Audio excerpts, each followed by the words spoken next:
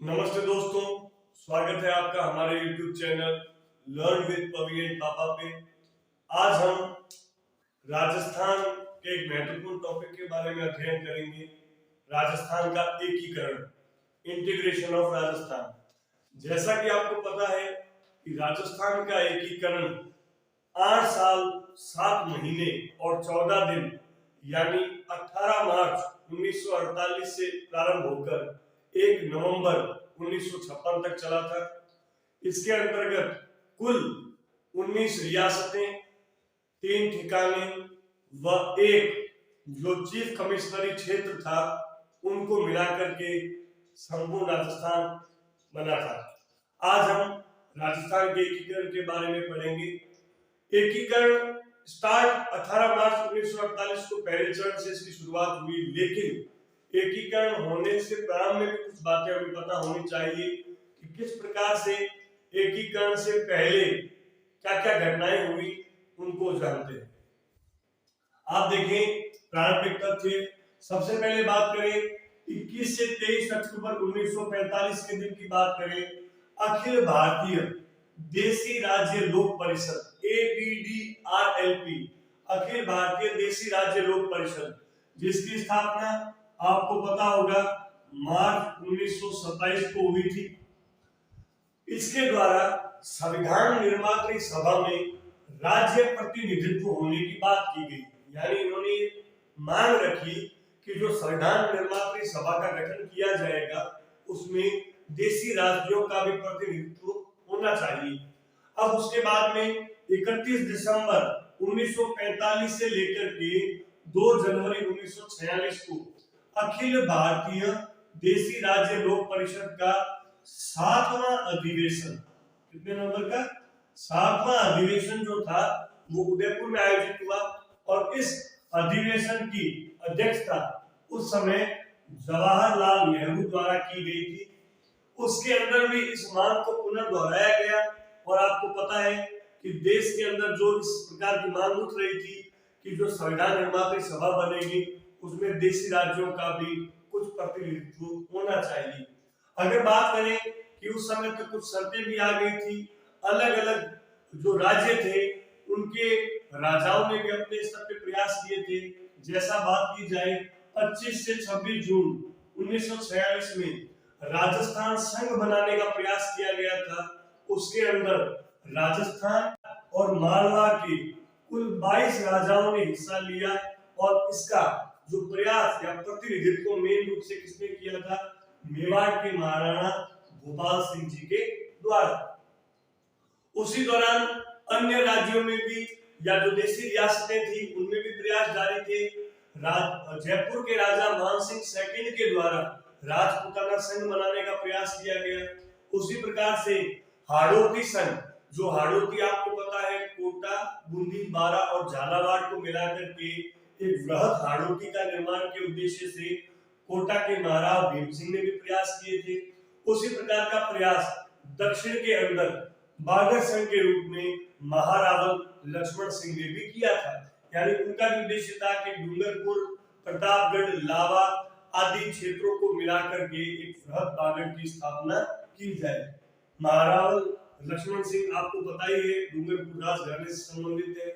तो आपको एक प्रश्न मेरा ये रहेगा कि क्या आप बता सकते हैं कि इनके छोटे बेटे का नाम, जो कि BCCI के पूर्व चेयरमैन भी रहे थे, क्या नाम था उनका, आप जरूर कमेंट बॉक्स में बताएं। उस समय आप देखें बीकानेर और लुहारू राज्य, जो बीकानेर और जो लुहारू राज्य था जो कि वर्तमान में चूरू के निकट एक जगह है, उसको मिलाने का प्रयास भी किया गया था। यानी सभी रियासतें अपने अपने हिसाब से एकजुट होकर के ये प्रयास कर रही थी कि वे किसी तरह से अलग रह सके। अगर बात करें तो 18 से 19 सितंबर 1946 को जो ये सारी आप देख सकते हैं कि जो प्रयास किए गए थे उसमें राज्यों की जीव्यता, यानी कोई भी राज्य पृथक रूप से रह सकता है, उसकी जीव्यता का निर्धारण किया गया था। यानी किसी राज्य की अगर वार्षिक आय 3 करोड़ से अधिक है और अगर उसकी जनसंख्या 50 लाख है तो वो स्वतंत्र रूप से रह सकता है। लेकिन अगर देश के स्तर पे देखा जाए तो 3 नवंबर 1946 को देखा जाए तो एबीडीआरएल द्वारा इस प्रस्ताव को पारित भी कर दिया गया, यानी कि जो 3 करोड़ वार्षिक आय और 50 लाख जनसंख्या के जो नियम बनाया गया था उसको अखिल भारतीय देशी राज्य लोक परिषद द्वारा स्वीकार भी कर लिया गया। लेकिन 5 जुलाई 1947 को आप देख सकते हैं कि भारत सरकार के द्वारा एक रियासती सचिवालय का गठन किया गया। पेपर में कई बार ये प्रश्न पूछा गया है, रियासती सचिवालय का जो गठन है वो कब किया गया? तो 5 जुलाई 1947 को जब ये तय कर दिया गया था, रियासतों को ये फ्री हैंड दे दिया गया था कि वो चाहे तो किसी देश में मिल सकती है या स्वतंत्र अस्तित्व भी रख सकती है। उस रियासती सचिवालय का गठन जब किया गया था तो उसका अध्यक्ष बनाया गया था सरदार वल्लभ भाई पटेल को, जबकि उसके सचिव की कमान वीपी मेनन को दी गई। आप देख सकते हैं कि उसमें शर्तें या पात्रता के अंदर थोड़ा सा आंशिक संशोधन किया गया। 1 करोड़ वार्षिक आय और 10 लाख जनसंख्या रखने वाले जो रियासतें थी उनको स्वतंत्र रहने को कह दिया गया। इस कैटेगरी के अंदर उस समय राजस्थान की 4 रियासतें बीकानेर, जयपुर, जोधपुर और उदयपुर इस क्राइटेरिया को पूरा कर रही थी। तो हम जानते हैं कि किस प्रकार से आगे जो सारी रियासतें हैं उन्होंने किस प्रकार से एक एक करके 7 चरणों के अंदर राजस्थान का संपूर्ण एकीकरण हुआ। जैसा कि आप देख सकते हैं कि देशी रियासतों के द्वारा देशी रियासतों के लिए जो मापदंड तय किया गया था राज्य सचिवालय के द्वारा कि 10 लाख जनसंख्या व 1 करोड़ वार्षिक आय होनी चाहिए, उस मापदंड को जयपुर, जोधपुर, बीकानेर, उदयपुर पूरा कर रहे थे। 25 जुलाई 1947 को जब नरेंद्र मंडल का अधिवेशन हुआ, नरेंद्र मंडल प्रिंस ऑफ चैम्बर्स ये संस्था, इसके अध्यक्ष पहले जो बीकानेर के महाराजा गंगा सिंह जी के समय में हुई थी, सन आप जरूर बताएं। नरेंद्र मंडल का जो पूर्ण अधिवेशन 25 से 27 जुलाई के मध्य में हुआ था 1947 में, इसकी अध्यक्षता हमीदुल्ला खान जो कि भोपाल के नवाब थे उनके द्वारा की गई थी।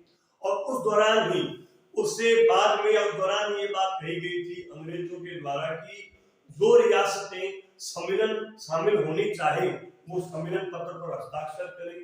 राजस्थान के संदर्भ में देखा जाए तो सबसे पहले हस्ताक्षर बीकानेर के राजा साधु सिंह ने किए थे। ये बात है 7 अगस्त 1947 की। अगर पूछा जाए सबसे अंतिम हस्ताक्षर किसने किए थे, वो किए थे उदय भान सिंह जो कि धौलपुर के राजा थे। उन्होंने 14 अगस्त को सम्मेलन पत्र पर हस्ताक्षर किए। अगर बात करें, एक नाम आपको और पूछा जा सकता है, जोधपुर के राजा हनुमंत सिंह। हनुमंत सिंह की उस समय में शामिल होने की बिल्कुल मंशा नहीं थी। वीपी मेनन से उनकी तनातनी इस बात को लेकर भी हो गई थी। आपने सुना होगा कि उनके गर्दन पे उन्होंने बंदूक भी रख दी थी न शामिल होने की बात को लेकर के। उन्होंने भी 9 अगस्त को इस सम्मेलन पत्र पर हस्ताक्षर कर दिए थे।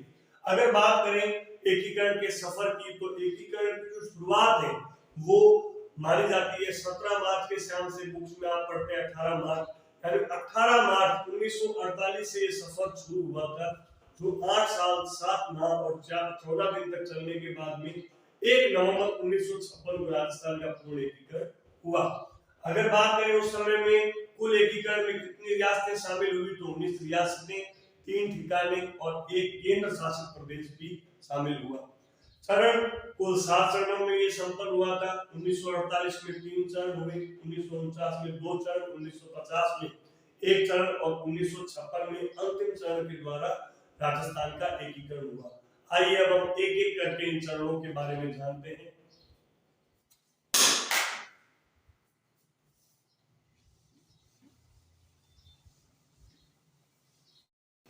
मत्स्य संघ, मत्स्य संघ जो है सबसे पहले इसको विलय किया गया। मत्स्य संघ का विलय 17 या 18 मार्च 1948 को है।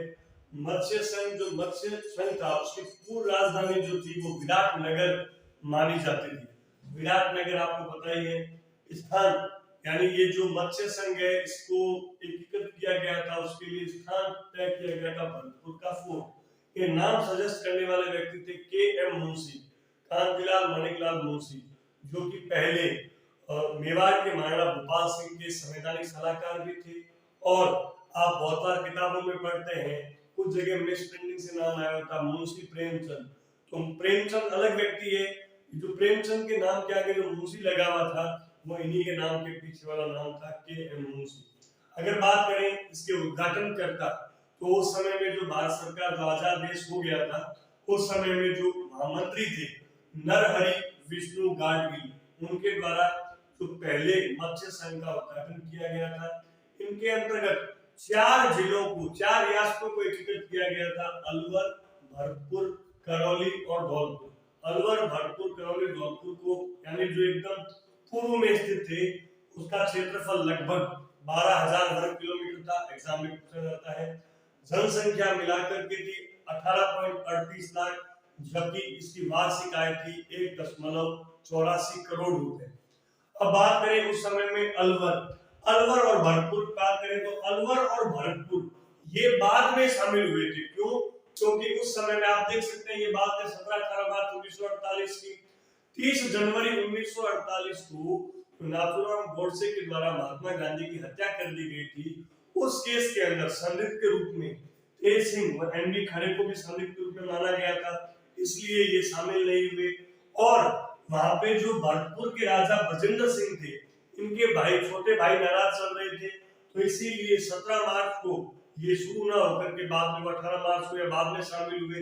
तब अगर बात की जाए तो करौली में उस समय में गणेश पाल जो थे उनको उपराष्ट्र प्रमुख बनाया गया, जबकि धौलपुर के राजा, हमने पहले भी पढ़ा, जिन्होंने सम्मेलन पत्र पर हस्ताक्षर सबसे अंत में किए थे, धौलपुर के राजा उदय भान सिंह को उस समय में राज प्रमुख बनाया गया, जबकि अलवर के शोभाराम कुमावत को प्रधानमंत्री बनाया गया। तो ये प्रश्न पेपर में बहुत बार पूछे जाते हैं, उद्घाटनकर्ता का नाम, प्रधानमंत्री, राष्ट्र प्रमुख का नाम आदि।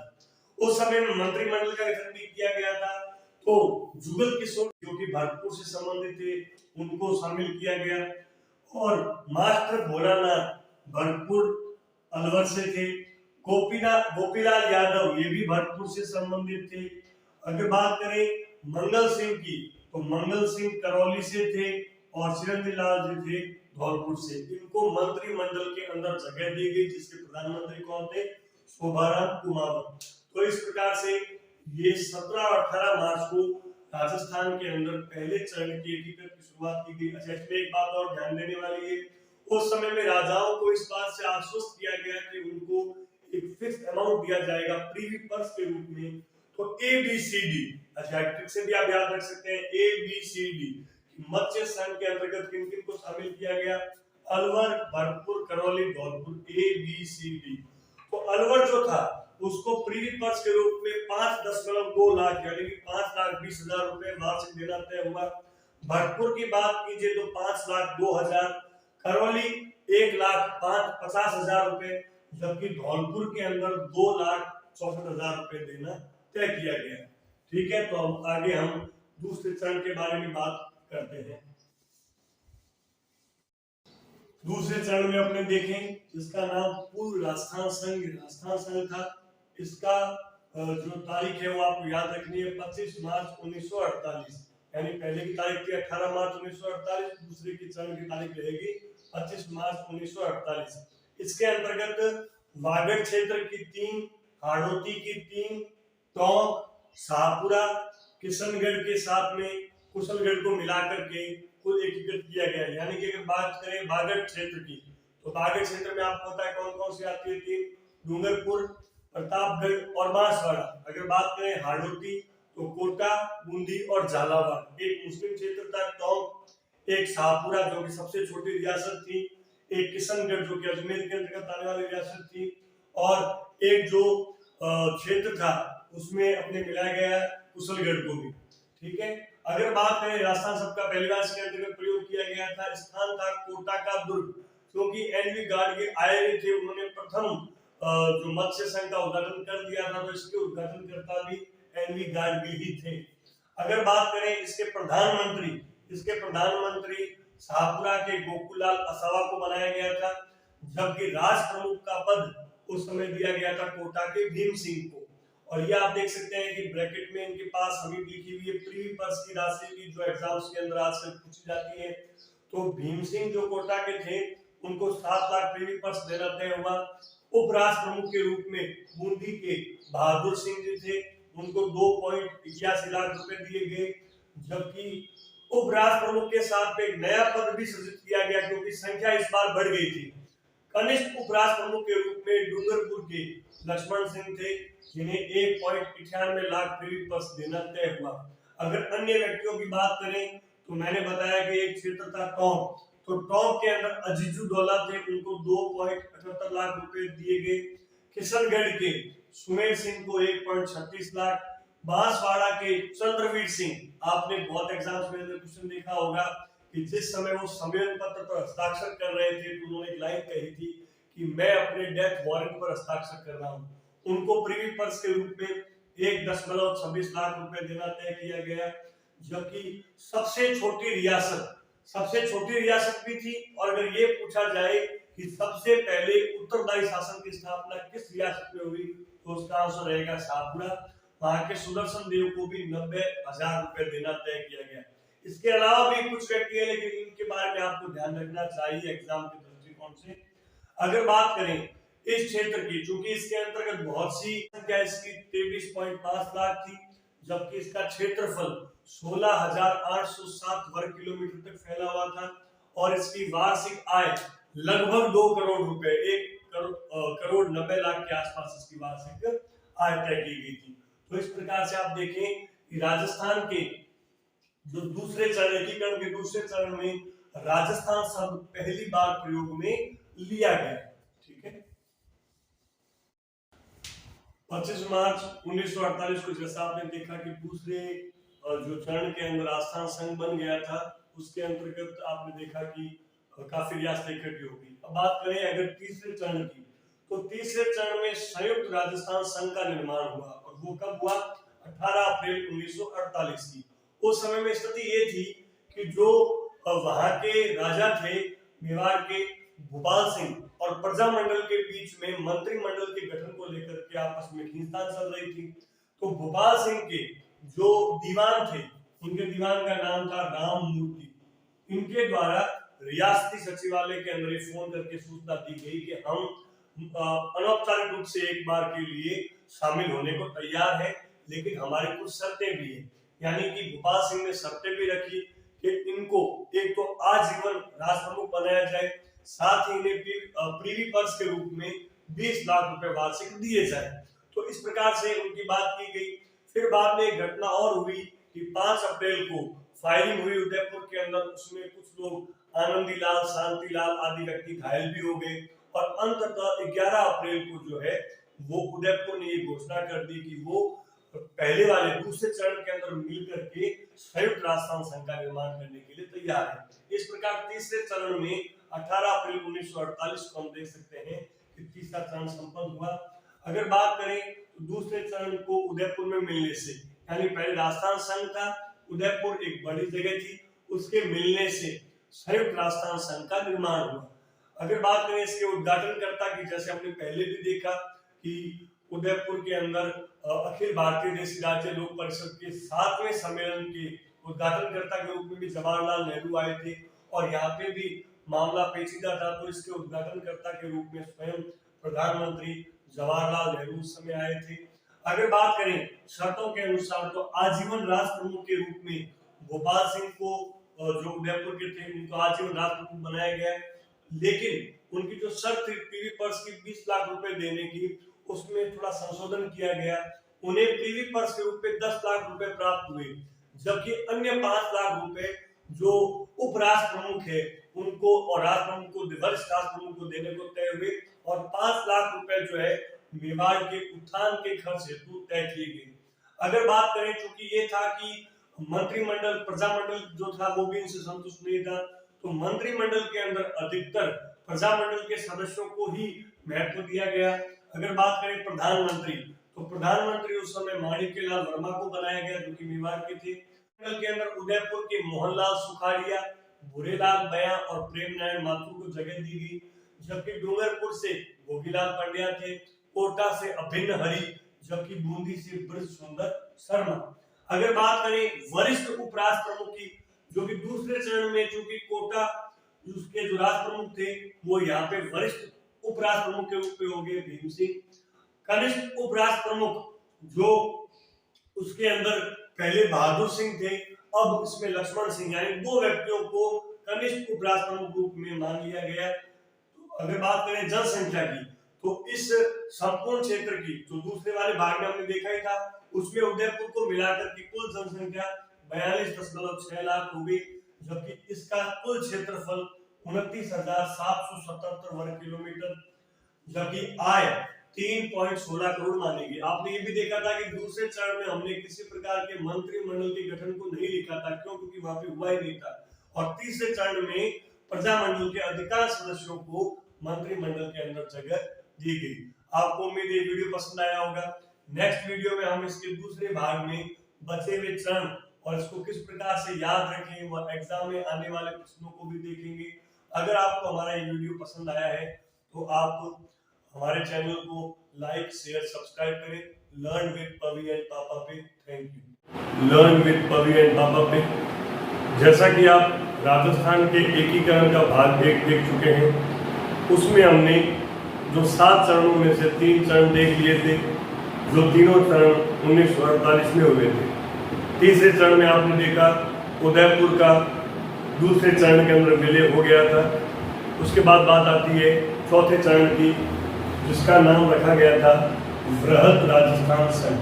वृहद राजस्थान संघ 30 मार्च 1949 के दिन 4 बड़ी रियासतें जयपुर, जोधपुर, बीकानेर और जैसलमेर का विलय तीसरे चरण में कर दिया गया। और जब ये 4 बड़ी रियासतें एक साथ इसके अंदर जुड़ गई थी, इसलिए इसका नाम पड़ गया वृहद राजस्थान संघ। ये डेट 30 मार्च आपको पता है राजस्थान दिवस के रूप में भी हम मनाते हैं। अगर बात करें उस समय चैत्र शुक्ल और एकम थी, और संवत जो था वो कौन सा था? 2006। अभी कौन सा चल रहा है? 2080। 30 मार्च 1949 से पहले की घटना क्या हुई? लावा, जो कि एक ठिकाना था, उसे जयपुर में 19 जुलाई 1948 को पहले विलय कर लिया गया।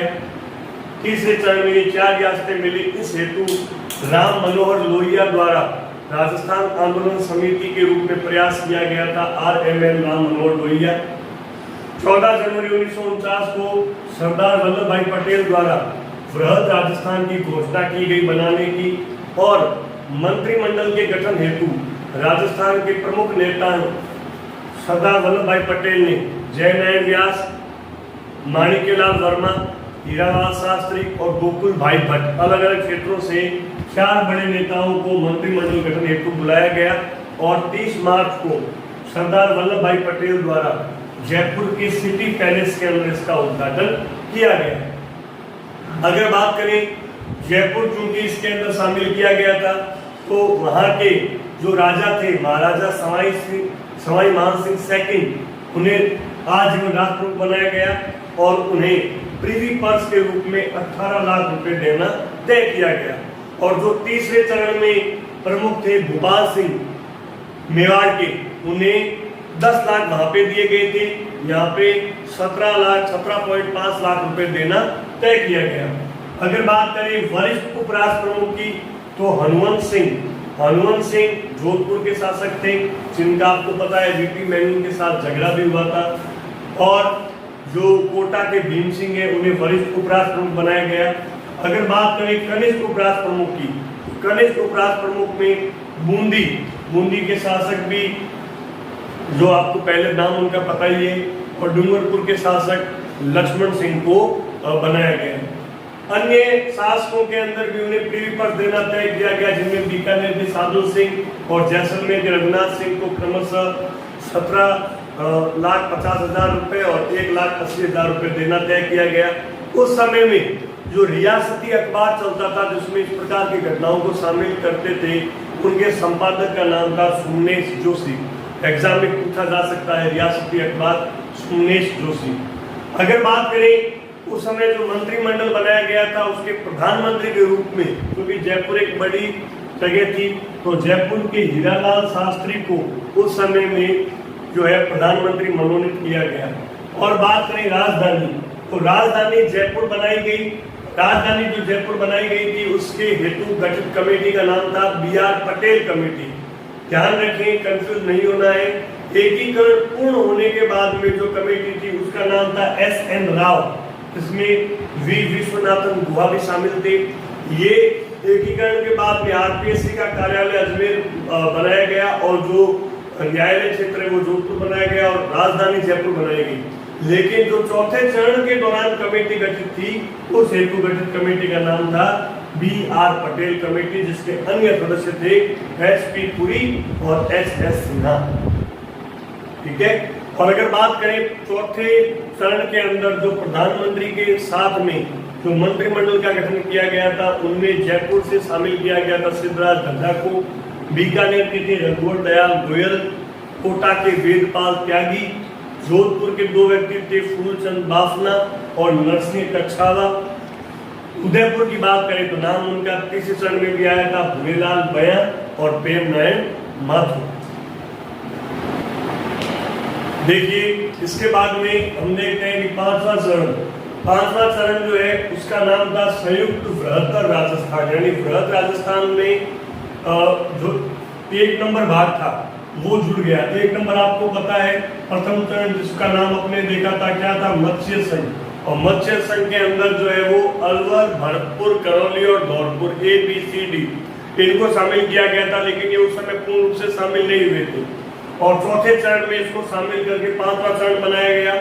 उनमें भी अलवर और करौली जो थे वो तो विलय हेतु तैयार थे, लेकिन भरतपुर और धौलपुर इनकी उस समय जनमत संग्रह करवाया गया था शंकर राव देव समिति के निर्णय के आधार पे। उनके अन्य सदस्य थे RK सिद्धावा और प्रभु दयाल। इन दोनों कमेटी के आधार पे पूछा गया कि भरतपुर और धौलपुर के लोग चाहे तो यूपी में शामिल हो सकते हैं, नहीं तो राजस्थान के अंदर भी शामिल हो सकते हैं। और अंततः वो राजस्थान में शामिल हो गए। अपने इसको ऐसा बोल सकते हैं कि शोभाराम का शास्त्री में विलय, शोभाराम का शास्त्री में विलय। 5वें चरण को हम इस रूप में याद कर सकते हैं, क्योंकि आपको पता होगा पहले चरण के जो प्रधानमंत्री थे उनका नाम था शोभाराम उमावत और चौथे चरण के थे हीरालाल शास्त्री।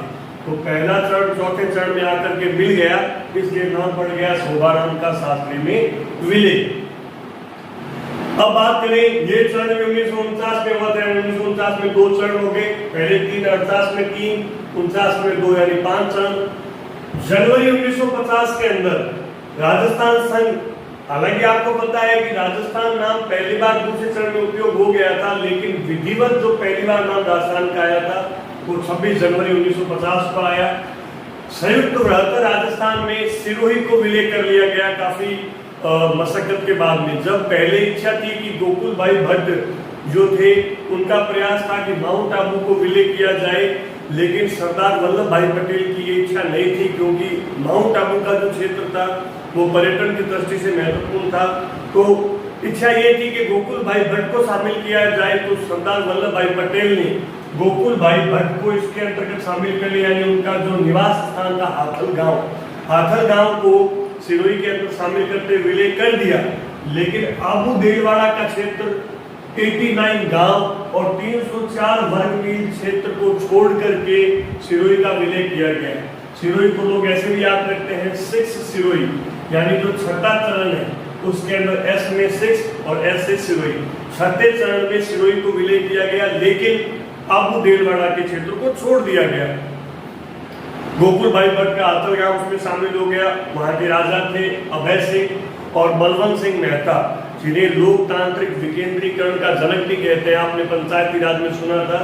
उनको शामिल करते हुए और इन क्षेत्रों को छोड़ते हुए सरदार वल्लभ भाई पटेल ने छठे चरण के अंतर्गत सिरोही को शामिल कर दिया। लेकिन इसमें भी बाद में विरोध चलता रहा। बाद में सरदार वल्लभ भाई पटेल की मृत्यु भी हो गई। और जो 7वां चरण जो 1 नवंबर 1956 को बाद में हुआ, और आपको पता है कि 1 नवंबर 1956 को पूर्ण रूप से राजस्थान वर्तमान स्वरूप के अंदर आ गया था। यानी 1 नवंबर वैसे भी महत्वपूर्ण डेट है, आपको पता होना चाहिए। 1 नवंबर को ही एमपी से जब है छत्तीसगढ़ अलग हो गया था, एमपी से छत्तीसगढ़ के अलग होने के बाद 1 नवंबर को अलग हुआ था। उसके बाद में राजस्थान क्षेत्रफल की दृष्टि से देश का जो है सबसे बड़ा राज्य बना था, इसलिए 1 नवंबर की तारीख वैसे भी महत्वपूर्ण है। और 1 नवंबर को राजस्थान वर्तमान स्वरूप में आया था, वर्तमान राजस्थान कहलाता है। 1952 में अजमेर के अंदर जो आम चुनाव हुए थे उसमें हरिभाऊ उपाध्याय के नेतृत्व में कांग्रेस मंत्रिमंडल को गठन किया गया, लेकिन उस समय राज्य पुनर्गठन आयोग भी एक बना था, आपको ध्यान में होगा। फजल अली के नेतृत्व में उनके अध्यक्ष थे और इनके अन्य सदस्य थे के.एम. पन्नीकर और हृदयनाथ कुंजू। इन दोनों के उस समय पूछा गया था कि कौन सा राज्य बनेगा या कौन सा जो है वहाँ पे राज प्रमुख ही रहेगा, इस प्रकार से कमेटी को बनाया गया था। और राजस्थान से बात करने हेतु जो प्रतिनिधि थे वो कमेटी थी जीन विजय सूरी कमेटी, और इसके अंदर मुनि जीन विजय जी थे और साथ में दशरथ शर्मा आपको पता है जिन्होंने the early Chauhan dynasty book लिखी थी और चौहानों के इतिहास के बारे में इनको पता था, तो इन्होंने इनको साथ भेजा गया था कि आबू भीलवाड़ा का जो क्षेत्र छठे चरण में छूट गया था उसको भी शामिल किया जाए और अन्य क्षेत्रों के बारे में बात करने के लिए गए थे। आप देखें कि इनमें क्या निर्णय हुआ। माउंट आबू का जो क्षेत्र था वो दे दिया गया और जो एक बटालियन वाला क्षेत्र था अजमेर मेरवाड़ा उसे भी राजस्थान के अंतर्गत शामिल कर लिया गया। और क्या बदलाव हुए, सिरौंज क्षेत्र जो कि झालावाड़ में आता था उसे एमपी को दे दिया गया, जबकि इसके बदले में एमपी के मंदसौर जिले में आने वाला क्षेत्र सुनेल टप्पा इसे वापस राजस्थान में विलय कर लिया गया। अगर बात करें कि ये फजल अली जो कमेटी बनी थी उसके बाद में राज प्रमुख का पद जो है वो समाप्त कर दिया गया, यानी अब राज प्रमुख नहीं होंगे, उनके स्थान पर माने जाएंगे राज्यपाल। और पहले राज्यपाल बने थे गुरुमुख निहाल सिंह और उस समय में मुख्यमंत्री थे मोहनलाल सुखाड़िया। 26वें संविधान संशोधन 1971, ये जो आप देख सकते हैं कि चौथा 5 ईयर प्लान था, जो 5 वर्षीय योजना थी। उस समय प्रधानमंत्री कौन थी आप कमेंट बॉक्स में बताएंगे। 26वें संविधान संशोधन 1971 में चौथी 5 वर्षीय योजना में ये जो प्रीवी पर्स का जो प्रचलन चला आ रहा था कि राजाओं को एक अमाउंट दिया जाता था उनके जेब खर्च के लिए, वो समाप्त कर दिया गया। उस समय जो है पहले व्यवस्था ये थी कि 4 प्रकार के राज्य हुआ करते थे, ए बी सी डी। ए में राज्यपाल, बी में राज प्रमुख, सी केंद्र समर्थित और डी थे अंडमान एंड निकोबार। उसके बाद में ए और बी को विलय कर दिया गया क्योंकि राज प्रमुख का पद समाप्त कर दिया गया, यानी ए और बी जिनमें राज्यपाल होंगे वहां राज्य बना दिया गया, जबकि सी और डी को मिलाकर के यूटी बना दिया गया। और आप देख सकते हैं कि वर्तमान में 28 राज्य और 8 केंद्र शासित प्रदेश है, ठीक है। तो इस प्रकार से ये संपूर्ण राजस्थान का एकीकरण कंप्लीट होता है। आपने देखा कि पहले वाला भाग हम पढ़ चुके थे, आप इसका जो है स्क्रीन पे लिंक भी देख सकते हैं। आप पहले वाला भाग आपने नहीं देखा है तो जाके जरूर देखें। साथ ही एकीकरण के समय कौन कौन से शासक किस रियासत में उपस्थित थे उनका भी एक वीडियो बनाया हुआ था, वो भी आपको साथ में दिया जा रहा है। उम्मीद है राजस्थान का एकीकरण जो दूसरा भाग है आपको पसंद आया होगा। इसी तरह हमारे चैनल को देखते रहे, लर्न विद पवी एंड पापा, और चैनल को सब्सक्राइब, शेयर और लाइक करते रहें। धन्यवाद।